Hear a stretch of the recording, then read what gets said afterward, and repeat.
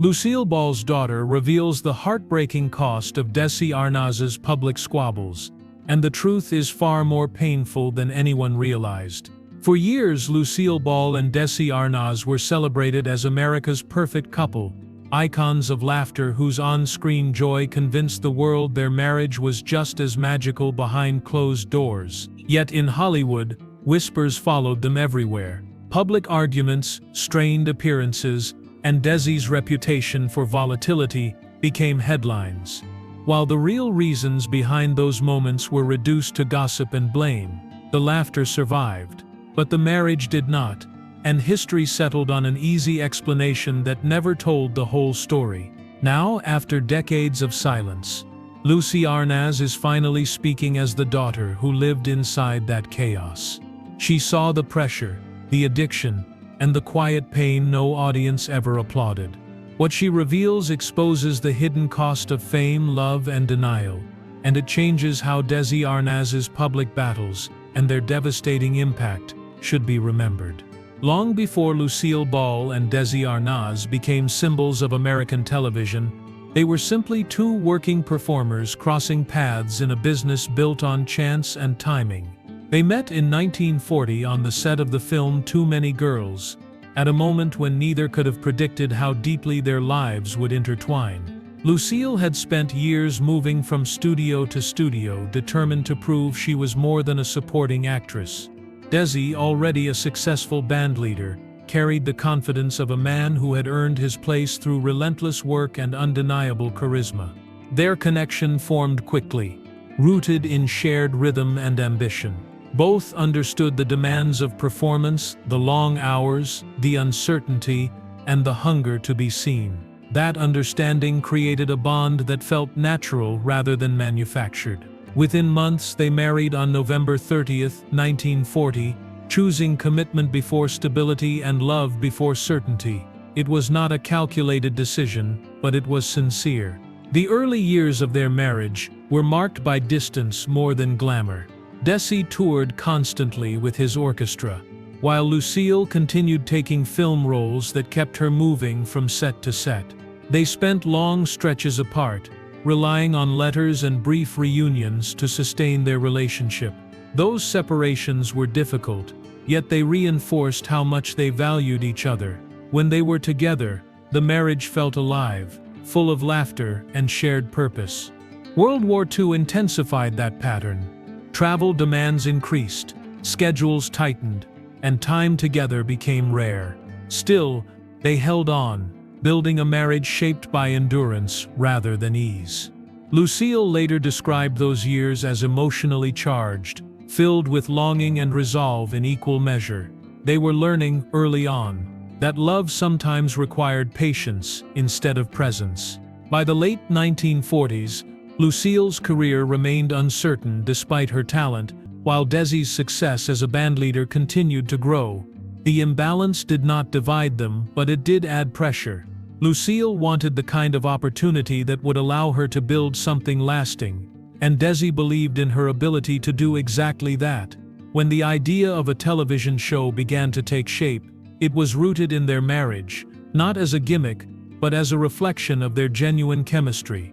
When I Love Lucy premiered in 1951, it changed everything.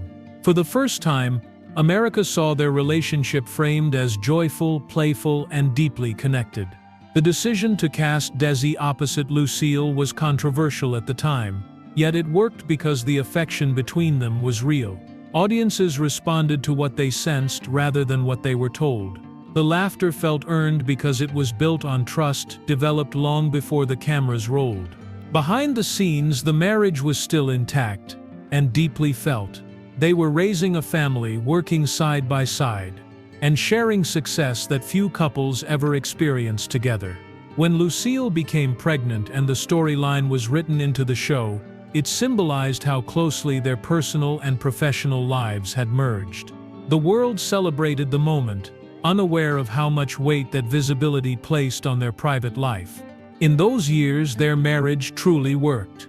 They supported each other, relied on each other, and believed they could withstand whatever came next. The cracks had not yet widened, and the future still seemed generous. What no one could see was how the very success they created together would soon demand more than either of them could give, setting the stage for a change that neither love nor laughter could prevent. By the early 1950s, Lucille Ball and Desi Arnaz were no longer just building a life together.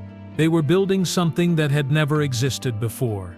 When I Love Lucy debuted in 1951, television was still finding its identity, and no one could have predicted how completely the show would alter the medium. At the center of that transformation was a real marriage, placed under lights, microphones, and the expectations of millions. The decision to cast Desi Arnaz as Lucille Ball's on-screen husband was not universally welcomed. Network executives worried audiences would not accept a Cuban immigrant as the romantic lead opposite a white American woman.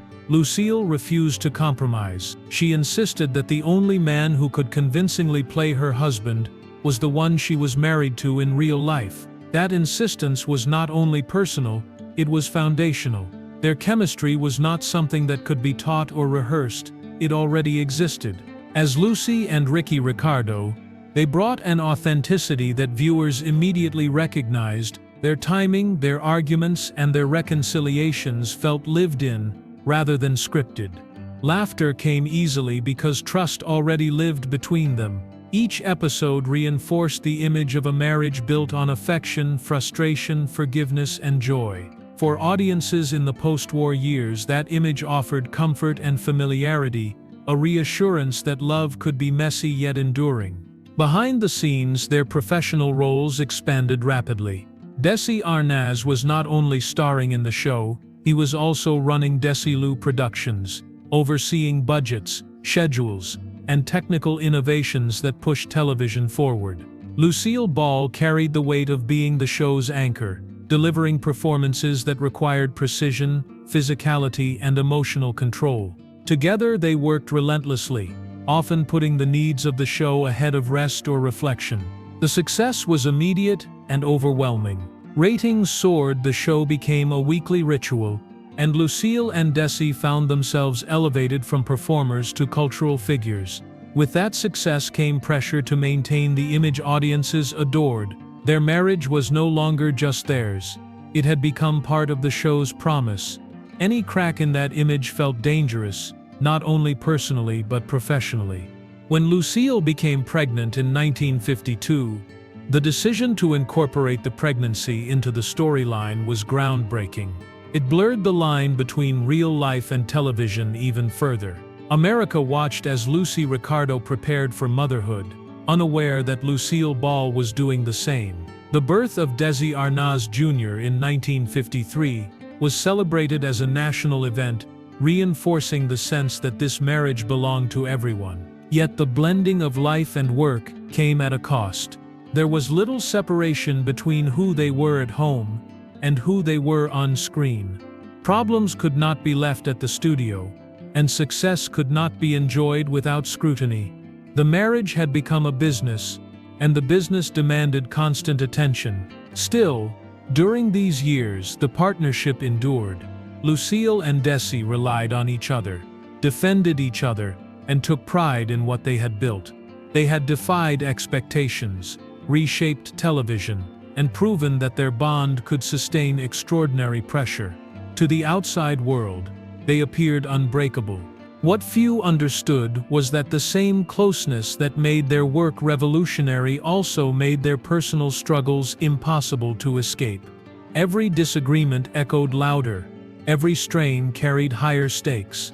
The marriage that changed television had tied their lives together so tightly that there was no safe distance left, and that closeness would soon test whether love alone could hold everything together.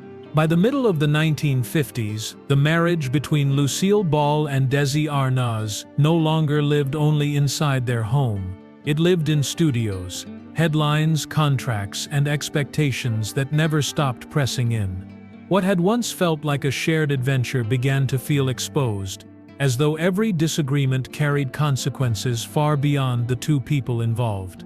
Public arguments became harder to contain. Raised voices on set, tense exchanges during rehearsals, and visible strain during public appearances were noticed, and remembered. These moments were often dismissed as temperament or passion, yet they signaled something deeper. The marriage was no longer absorbing stress, it was reflecting it outward. Alcohol played an increasingly destructive role in that shift. Desi Arnaz's drinking, a struggle he later openly acknowledged, intensified conflict rather than easing it. Arguments that might have ended quietly stretched longer, landed harder, and left marks that did not fade quickly. What began as exhaustion often ended as distance. Lucille Ball responded the only way she knew how, by holding the line. She protected the work, protected the children, and protected the image that had become inseparable from their livelihood. Laughter remained her armor. Precision became her refuge. The world still saw strength, even as that strength required more from her than it ever had before. Inside the home, the rhythm changed. Reconciliation became less certain. Apologies carried less relief. Love was still present, but it no longer repaired what had been damaged. The partnership that once felt balanced now required constant effort simply to remain intact. The public, however, continued to believe in the story they were being shown. Each episode of I Love Lucy reinforced the idea that this marriage could endure anything. That belief made the reality harder to face. Ending the marriage meant more than personal loss, it meant breaking a promise made to an audience that never knew it existed. By 1960, the decision to divorce was no longer dramatic, it was necessary. The marriage had not failed in a single moment. It had worn down under years of pressure, misunderstanding, and untreated pain. Letting go became the only way to stop causing further harm. For Lucie Arnaz and her brother, the change was quiet but permanent. The laughter that had once filled their world did not disappear, but it no longer held the same certainty. What remained was a family reshaped by love that could not survive the life built around it, and a story that history would oversimplify until someone who lived it chose to speak. For Lucie Arnaz, childhood did not unfold in ordinary rooms or predictable routines. It unfolded in sound stages, dressing rooms, and homes where the line between public life and private life rarely held. She was born in 1951, just as her parents' fame accelerated, and from the beginning her world was shaped by both extraordinary love and extraordinary pressure. To the outside world, Lucie's parents represented joy. They were the couple everyone trusted, the faces associated with laughter that arrived reliably each week. Inside the home, however, Lucie learned early that happiness could exist alongside tension. Arguments did not always announce themselves loudly. Sometimes they arrived as absences, changed moods, or the sudden weight in a room that even a child could feel. Lucie has spoken openly about growing up surrounded by affection, yet never untouched by conflict.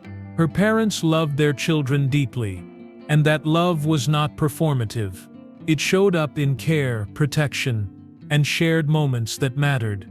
Still, love did not cancel out instability. Fame magnified everything, and Lucie sensed that her family lived under a spotlight that never dimmed.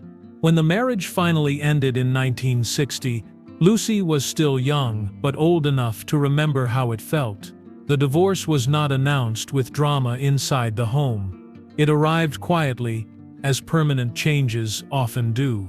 Lucie later recalled that her younger brother, Desi Arnaz Jr., asked a question that captured the innocence of the moment, whether it could be fixed. That question lingered long after it was asked, because there was no simple answer. For Lucie, the divorce did not erase her parents' presence or affection. Both Lucille Ball and Desi Arnaz remained involved, loving and committed to their children. Yet the shape of the family changed, and with it came a new understanding of loss. The laughter that once felt effortless now carried memory. Joy still existed, but it no longer promised permanence. As Lucie grew older, she became increasingly aware of the gap between public perception and private reality. People spoke freely about her parents' marriage, often with certainty, rarely with nuance. Desi Arnaz was reduced to headlines. Lucille Ball was elevated to near myth. Their children were expected to absorb those narratives quietly. Lucie did not experience her father as a caricature. She experienced him as complex, loving, flawed, and human. She has spoken with pride about witnessing his admission of alcoholism later in life, describing it as one of the bravest moments she ever saw. That honesty mattered to her, because it named a struggle that had shaped her childhood without explanation. Living inside a famous story taught Lucie restraint before it taught her voice. For many years she chose silence, not because she lacked truth, but because she understood the weight of it. Protecting her parents' legacy also meant protecting their humanity, something history often resists. Only with time did Lucie recognize that memory could serve a different purpose. Her perspective was not about correcting gossip, but about restoring balance. She had lived through the beginning, the breaking, and the aftermath. She had watched love endure even when marriage could not. For Lucie Arnaz, growing up meant learning that family stories are rarely simple and never clean. They are shaped by context, pressure, and choices made under strain. The child who once stood between applause and silence became the woman capable of explaining both, not to assign blame, but to finally allow truth to stand where rumor once lived.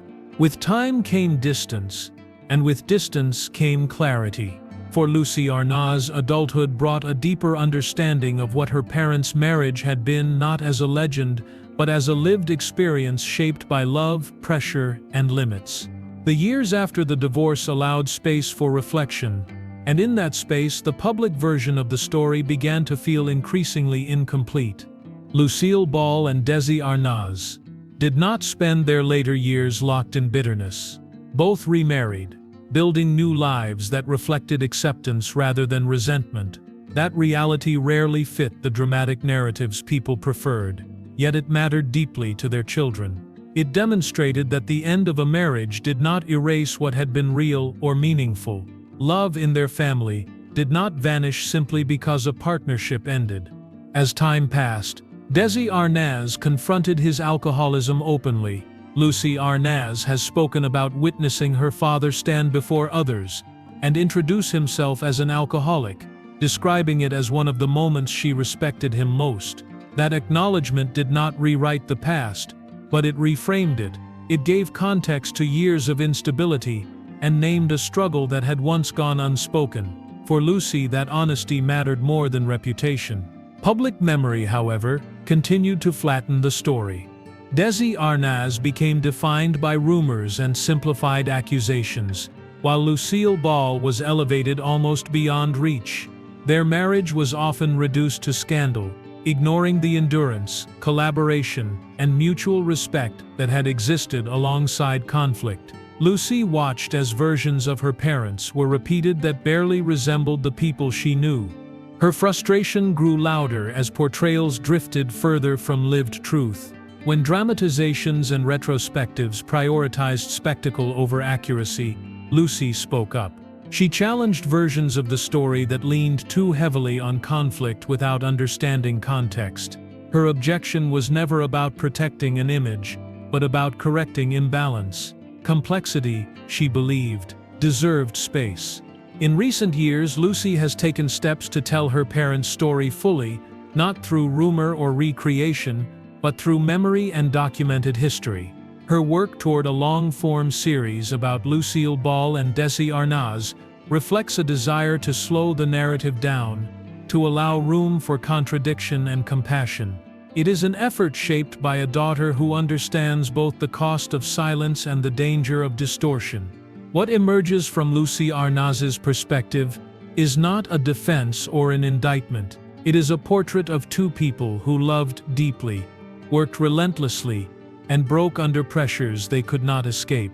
Their public squabbles, once treated as entertainment or evidence, become something else entirely when seen through the eyes of a child who lived inside their consequences. By reclaiming the story, Lucie reframes her parents not as cautionary tales or icons, but as human beings shaped by their time. The laughter they created still matters. The pain they endured still counts. Neither erases the other. In the quiet after the noise, truth often waits patiently. For decades, Lucie Arnaz carried that truth privately, honoring both her parents and her own memories. Now, by choosing to speak, she offers something rare, a chance to remember Lucille Ball and Desi Arnaz not as myths or mistakes, but as a family whose story was never meant to be simple, only honest. Lucille Ball and Desi Arnaz left behind more than a television legacy. They left a love story shaped by devotion, pressure, and limits that fame could not soften. What the world remembered for decades was laughter and conflict, neatly packaged and easy to judge, while the quieter truths remained tucked away inside a family that carried them with care. Through Lucie Arnaz, that story finally feels complete. Her voice does not rewrite history, it steadies it. By sharing what she lived, she restores balance to a narrative long driven by rumor and assumption.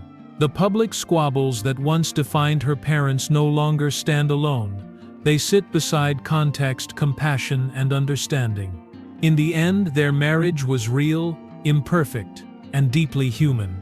Love existed, pain existed, both mattered, and only now does the full truth have room to be seen. For more emotional stories, check out this video.